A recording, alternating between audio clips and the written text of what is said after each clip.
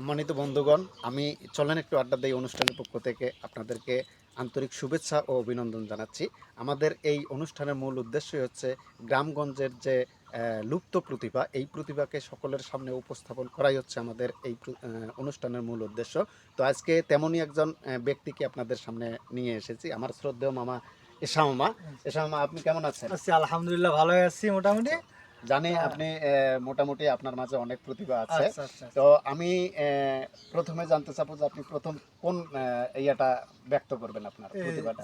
ছাগল ছাগল আচ্ছা ছাগল আচ্ছা, তাহলে আমি মামা দীর্ঘদিন ছাগল লালন পালন করাতে, হ্যাঁ কাছাকাছি নিয়ে দীর্ঘদিন ছাগল লালন পালন করাতে মামা ছাগলের যে অরিজিনাল কণ্ঠ হ্যাঁ মামা রপ্ত করেছে।